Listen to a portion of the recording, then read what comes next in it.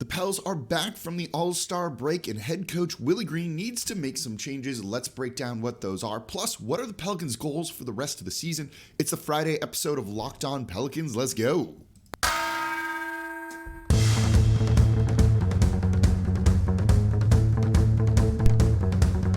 You are Locked On Pelicans, your daily New Orleans Pelicans podcast. Part of the Locked On Podcast Network, your team every day. Welcome to another edition of Locked On Pelicans, the daily podcast covering your favorite team, the New Orleans Pelicans, and NBA, part of the Locked On Podcast Network, your team every day, available wherever you get your podcasts and available on YouTube. I'm your host, Pelicans Insider, credential member of the media, Jake Madison, at NOLA Jake on Twitter. Here with y'all on this Friday, final show of the week. We are not going to talk about Zion Williamson. We are going to talk about Willie Green and the Pelicans' rotation, the starting lineup, and some changes need to maybe be made there and what you're likely to see in the game tonight against the Phoenix Suns, and then their goals for the rest of the season. What are they trying to accomplish over these final whatever games that they're going to be playing? And today's episode of Locked On Pelicans brought to you by Rock Auto. Amazing selection, reliably low prices, all the parts your car will ever need. Visit rockauto.com and tell them Locked On sent you. And thank you for making Locked On Pelicans your first listen every day. We're free and available 5 days a week, breaking down everything you want to know about the team. No one else coming to you like that. So, Pelicans, All-Star break's over. We can talk about games and our minds can get taken off everything else that we've had to talk about this week. I love it. That's such a relief, right? Taking on the Phoenix Suns, tough game, but you're going to see some changes from Willie Green. Going into the All-Star break after the game against the Dallas Mavericks, Will Guillory asked Willie Green a question of The Athletic and got a very good response. He had said, and I'm paraphrasing here, you know, some players have been dropped after poor play, but one consistent in the rotation has been a guy like Garrett Temple. Why do you keep giving him minutes, basically?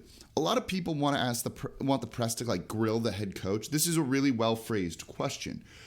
Look, we're all frustrated with Garrett Temple's minutes, and we'll talk about that here in a sec. We can't go in and just be like, Willie Green, you're dumb. Why are you playing Garrett Temple too many minutes? You've got to phrase it away because he could easily come back, and Stan Van Gundy did this last year of, I think he gives us the best chance to win. And the conversation's kind of done, right? Like there's nothing you can say there. We might be frustrated with parts of what Willie Green is doing. I don't actually know more about basketball than he does. Even bad coaches know more than media do, right? So you've got to phrase it in a way or it's got to be kind of like appropriate. And I thought this was really well done. And Willie Green's response to that was, you know, I'm not really sure. That's a bit of brutal honesty from Willie, don't you think? I would kind of like my favorite team's head coach to know why he's playing a certain guy and not be uncertain why he's playing a guy. There's some concern there, but I appreciate the honesty, I think, even if it isn't the best answer. But it probably means he's going to reevaluate this. And he said he's going to make some changes. So I expect the rotation will be different. And look, Garrett Temple has been, like, I don't want to just, like, kill this dude here, right? But he's been bad. There has been no part of his play that has been good, offensively or defensively. Does he wear a suit well? Oh, hell yeah. Is he a good locker room presence? Yeah. But does he need to be on the court the 7th most minutes this season for the Pelicans? Of the guys that are still on the team, it's actually up to 5th? No. His on-court, off-court numbers are bad. He's a minus 333 on the season. I don't love individual plus-minus, but usually when you get to a number of that size, it kind of tells you something. Per 100 possessions, the Pelicans are worse with him on the court by 15 points. Per 100 possessions, their net rating would be minus 15 if he played all of those possessions. That's a terrible, terrible number. For on-off, it's not much better. They're better when he's off the court by about 3 points per 100 possession. So when you look at those numbers, it's kind of infuriating that he's playing. And look, no one else with significant minutes is anywhere close. The next closest person to him is Jared Harper, whose on-court, off-court is worse than his technically, in a sense, but has only played like very few minutes, 10 minutes total, right? Like that doesn't factor in, and he's not even on the team anymore. Tomas Satoransky's was better than Garrett Temple. When you finally get to someone with comparable minutes, it was Nickeil Alexander-Walker, who on court was minus 5.3. Garrett Temple's minus a 15. Huge difference there, right? You can't keep playing this guy. He doesn't do anything defensively. He doesn't do anything offensively.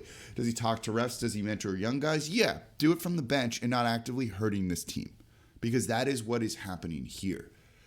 Flip this around, though, right? The guy that he is really kind of playing over to a degree, Jose Alvarado, the best on-court plus minus, plus 8.1 when he is on the court. When he's and then when you factor in the on-off number, it's plus 13.5. So they're worse when he's off the court too. So it says, this is a guy that is an impactful, to a sense, NBA player. And look, you saw his struggles at times in that Memphis game, and being undersized, I don't know if you can actually start him next to CJ McCollum when that backcourt has been a little bit rough, just overall for the Pelicans. But it's a guy that needs to be getting minutes in games and can't be having DNPs. That Dallas game right before the break was particularly frustrating, right? At one point, this team was down like 20-30. They made that comeback when Dallas let off the gas a little bit and stopped hitting some ridiculous shots. But when Luka is going for like almost a 50 burger against you, why not do something differently when you're down 20? Like, why keep playing Garrett Temple and putting him on Luka when Luka has cooked him over and over and over again? Luka probably that night would have cooked Jose Alvarado, to be perfectly honest. But why not try it? Did you expect different results with Garrett Temple, or he would get better as the game went on? Like, that's the kind of stuff from head coaches, and this doesn't only apply to Willie Green, that frustrates me, right? Like, that was pretty obvious that was not the move, and when you're down 15, maybe try something different and see if you get different results that way too. So I think you'll see a guy like Garrett Temple play fewer minutes. I think you're going to see a guy like Jose Alvarado play significantly more minutes too, and I think you're going to start to see other things too. Willie Green did say that Devonte Graham was going to come off of the bench. I like this move a lot. And let's talk about it when we talk about the starting lineup in the next segment, because I want to get into Jackson Hayes and the total lineup with that. So let's break it down coming up here next. So Devonte Graham on the bench. I like this move a lot for a couple of different reasons. Let's break that down coming up here next in today's episode of Locked On Pelicans. Before we do that, though, today's episode of Locked On Pelicans is brought to you by TrueBill. Do you know why free trials renew without your consent? It's a business scam that's out to get you. So don't let greedy corporations pocket your money. Download TrueBill to take control of your subscriptions today. TrueBill is the new app that helps you identify and stop paying for subscriptions you don't need, want, or simply forgot about. And on average, people save up to $720 a year with TrueBill. Because companies make subscriptions hard to cancel, TrueBill is going to make it incredibly easy. You just link your accounts. I've done this. And TrueBill will cancel your unwanted subscriptions in one tap. They're going to do all the work for you. You're not going to then get pinged for $9.99, $4.99, whatever it might be, and lose that money where you feel dumb and it's money out of your bank account that you go do anything else with. That's an important thing to kind of keep in mind too. So I really enjoy using TrueBill just to save some money and get rid of these things that I don't want. And TrueBill has over 2 million users and has helped save them over $100 million. Like Matthew B., who says, in a matter of seconds, I saved $660 for the year on my DirecTV bill, saved $120 for the year on my Sirius XM bill, and saved $840 a year on my car insurance. So don't fall for subscription scams. Start canceling today at TrueBill.com/LockedOnNBA. Go right now, TrueBill.com/LockedOnNBA. Could save you thousands a year. TrueBill.com/LockedOnNBA. Today's episode of Locked On Pelicans is also brought to you by RockAuto.com. There's so many different kinds of cars out there. If you go into a chain store because you need a part, you'll get a part. Is it going to fit your car perfectly? Maybe, maybe not. That's not a risk I like to take. Is it going to be a high quality part? Might be. You're not really sure because you're only going to be able to buy what they happen to carry in stock. And with so many different makes and models, they're not going to carry a wide variety. They're just going to give you the part they have. You're going to have to pay that price. So you don't need to do this because you have computers with access to rockauto.com at home and in your pocket on your phone. So save time and money when using rockauto.com. Do not choose to spend 30, 50, even 100% more for the same parts from a chain store or a car dealership.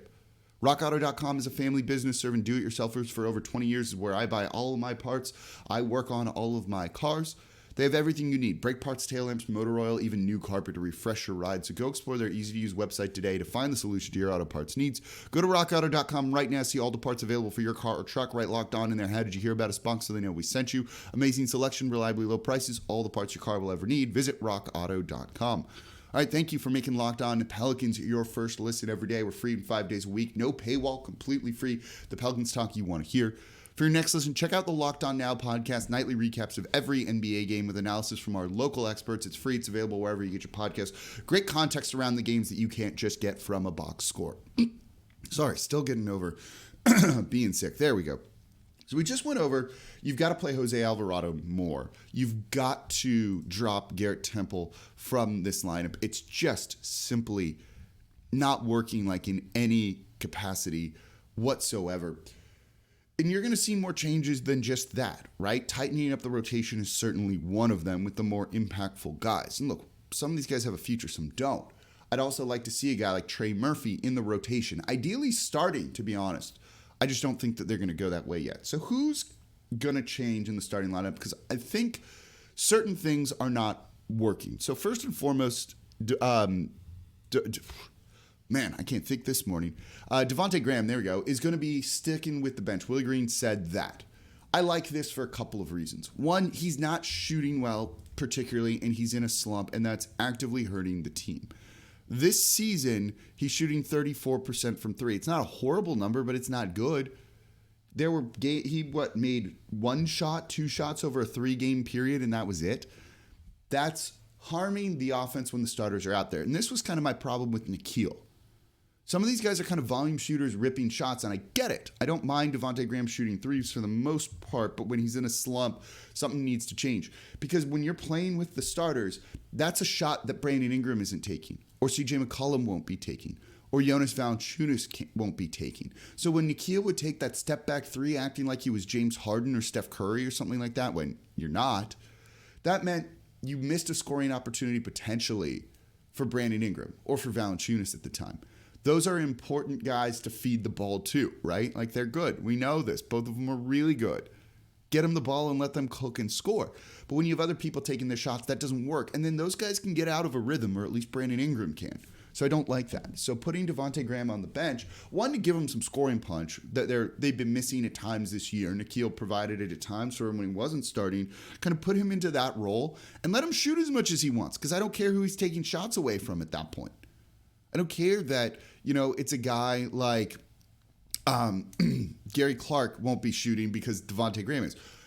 Totally fine with that. Do that. So, one, I like that move by head coach Willie Green. Now, who steps into the starting lineup then, right? So you've got CJ McCollum, Brandon Ingram, Herb Jones, and Jonas Valanciunas is kind of the core four. We've seen Jackson Hayes go in there and play minutes at the 4, and against certain teams it's worked really well, though. Against other teams it has not. They did this against Dallas, and Dallas completely burned him because Jackson Hayes does struggle defensively against 4s, kind of out there in space. He's better kind of closer to the rim, more acting as a deterrent and shot blocker, even if he's not truly that. But he's better at that. So when you have him guarding 4s, I don't think it totally works, and I think that is a bit of a problem when it comes to that. I also think then you can't play him in there. And he's not going to be playing that overall, right? Like, that's not where his spot is going to be long term. So I don't think you should put him into that spot. I think you should eventually just bring him off the bench, because that's Zion's kind of reserve spot for whenever he's going to come back, if he's going to come back. So I think keeping him on the bench is a good idea, and it strengthens that bench unit a little bit more. I don't think you can start Jose Alvarado in the backcourt, so this probably leads to another wing player. Someone like, say, Tony Snell or Gary Clark or Trey Murphy III. It shouldn't be Clark, obviously. His minutes should be really reduced, I think. I'd like it to be Trey Murphy. I don't think it's going to be Trey Murphy. It might be Jackson Hayes, but it probably should be Tony Snell. There's at least shooting there. He's shooting a good bit here in New Orleans, 4.3 attempts per game, 46% in limited minutes in 3 games. I don't mind that. He's older. Does he give you much defense there? No, but no one really is going to. So you may as well put the best shooter out there to space the court a little bit more and have an outlet and a guy that can drain some threes. So I don't think at this point, given what we've seen defensively, that Jackson Hayes and those minutes at the 4 are really working. I'd rather have BI there, put Herb kind of at the 3, though they're both playing on the wing, and just kind of rolling with it and seeing kind of how this goes for a couple of games, because I think that's probably the biggest thing. So you've got CJ McCollum, Tony Snell, Herb Jones, BI, and then a guy like Jonas Valanciunas. Or again, Trey Murphy would be the optimal one. Get him some experience, get him in a lower pressure situation where he doesn't need to do much, just shoot and kind of rebound. If you can do those two things, you'll be really good in that spot. Those are some of the changes to the starting lineup. One we will see with Devonte Graham, but I think they should start to make. I don't love Tony Snell in there. I'd rather, again, be Trey Murphy and get the young guy some minutes. You were very, very high on him. You may as well go out and use him, I think would be the good thing. Get him some reps, learn, even if he hasn't earned those minutes per se. That's probably the right move. It should, but I think a happy compromise could be Tony Snell. I don't know if they should, though, run Jackson Hayes at the 4 anymore to start games. Get him minutes there, like play him there. That's part of the rotation stuff too. I just don't know if he should be starting because we've seen opponent 4s really hurt New Orleans with the lack of defense down low because of that. And you take Jackson Hayes away from areas that he's much more comfortable with. All right, coming up, goals for the rest of the Pelicans season. Let's break it all down here in today's episode of Locked On Pelicans. But before we get to that, today's episode of Locked On Pelicans is brought to you by Built Bar. Built Bar is the best tasting protein bar, and I eat one of these things every single day.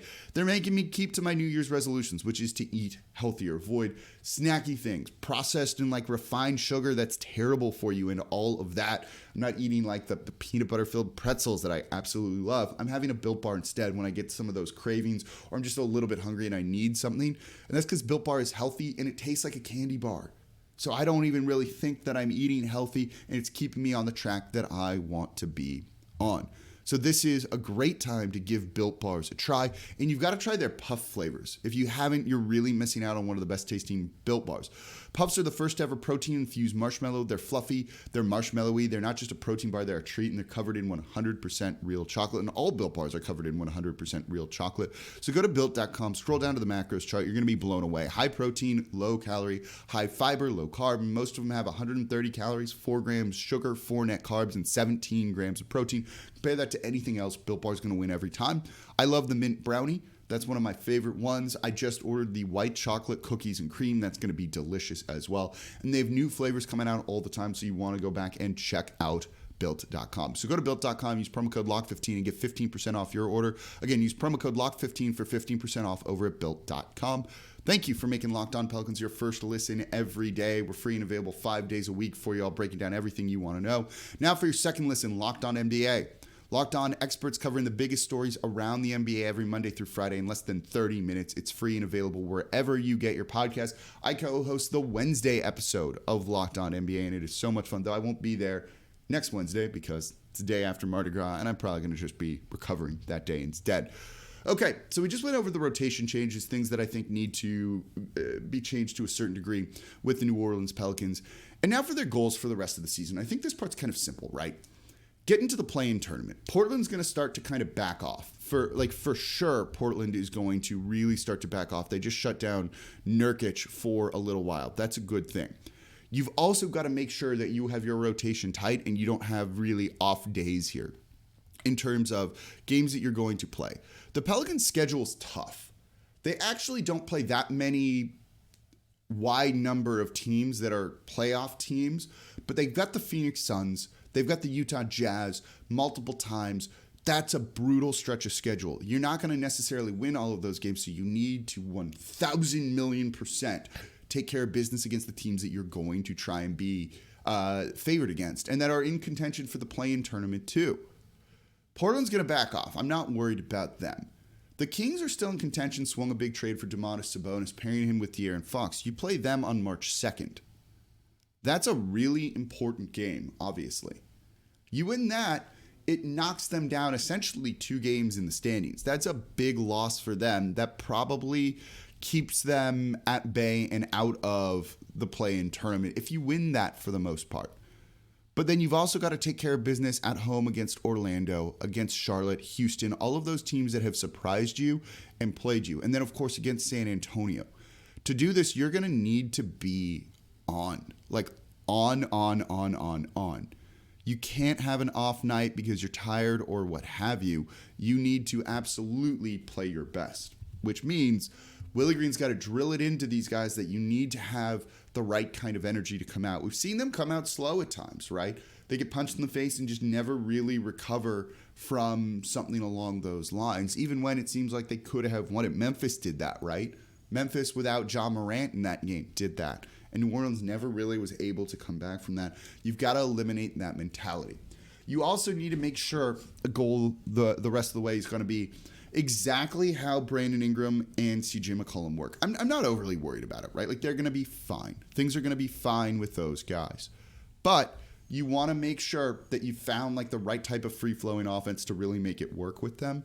And is there a way to make CJ McCollum and Brandon Ingram in a starting lineup, another goal for the team, work defensively? Is it a guy like Jose Alvarado? Is it a guy like Herb Jones kind of being the key to that and finding a way to at least have an average defense? It doesn't need to be amazing. It needs to at least be kind of average. Even a little bit below average would be fine, as long as you're figuring out the offense and how to make everyone kind of score and work super well together. I think that's going to be one of the biggest things. So those are really the goals. Get into the play-in tournament, figure out a few things towards next season too, and take care of business against the teams, because your margin for error at this point, non-existent. All right, that's going to do it for this episode of Locked On Pelicans, this week of Locked On Pelicans. Thank you all very much for listening. As always, I'm your host, Jake Madison, at NOLA Jake on Twitter, and I'll be back with you all on Monday.